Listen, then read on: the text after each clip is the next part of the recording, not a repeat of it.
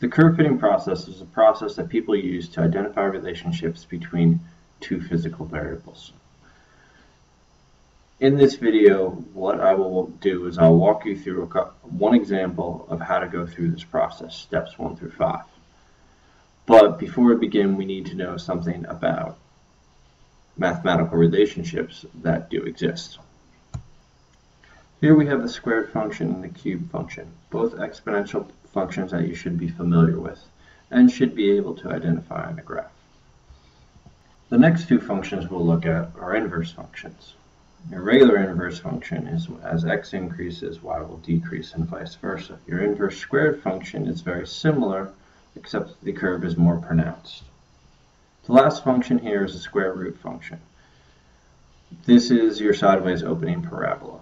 Now, in the last 5 graphs, you've noticed the large capital letter C. That is a constant of proportionality. It is just a number that stays constant throughout the whole time, where x is your independent variable and y is your dependent variable. So what we'll be doing next is we'll be taking a data set and trying to identify what function it could possibly be. Then we'll manipulate it and then see what function it actually is. So the data set we'll be examining is an object that's being dropped on the surface of Jupiter. You have 2 columns here, the clock reading, which is essentially your time, and the position where the object is located as it falls. When you plot position versus clock reading, position's on the y-axis and the clock reading is on the x-axis. If you know the title, notice the title above, you have y versus x. Here we can see that it's either a cubed function or a squared function. And this is essentially step number 1 to try to figure out what function it is. We're going to look at step number 2 two different ways.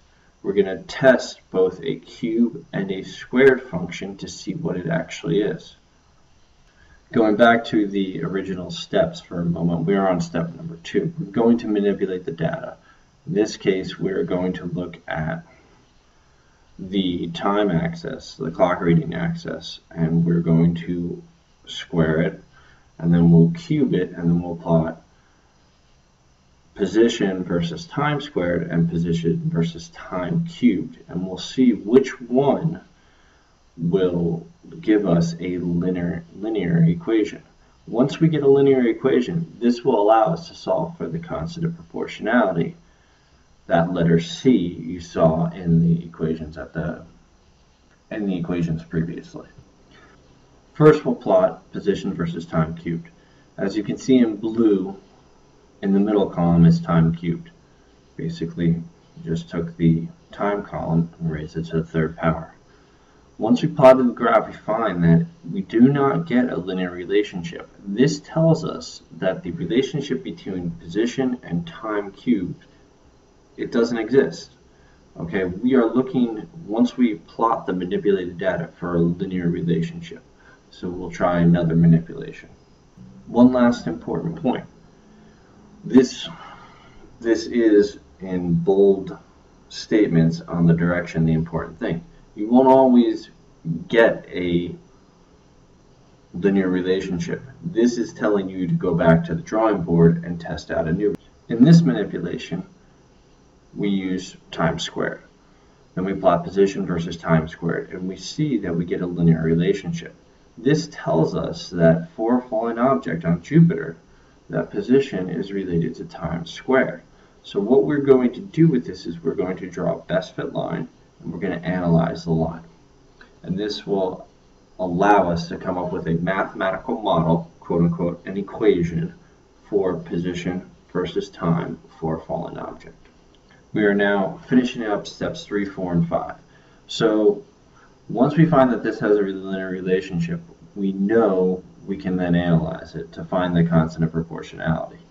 So taking 2 points on the line, point 1 is 0, 0, point 2 being 40 meters, 3 seconds squared.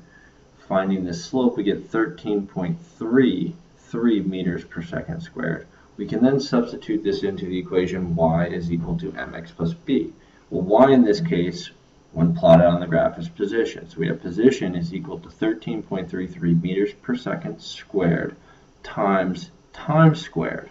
Not just time, but time squared, because we're plotting the manipulated data, plus the y-intercept, which in this case is 0. So now this function, this mathematical model, allows us to predict the position of a falling object on Jupiter at any given time. And this wraps up the curve fitting process. Just to recap, we took the data of a fallen object on Jupiter, plotted position versus time, found out that it looked like a squared or a cubed function, plotted or manipulated the time by squaring it and cubing it, then plotting position versus time cubed and position versus time squared. We found out that the cubed function doesn't come out to be a linear value, which tells us the relationship does not exist between those two. It's not correct. So, and we found out that it does work. It becomes a line for position versus time squared.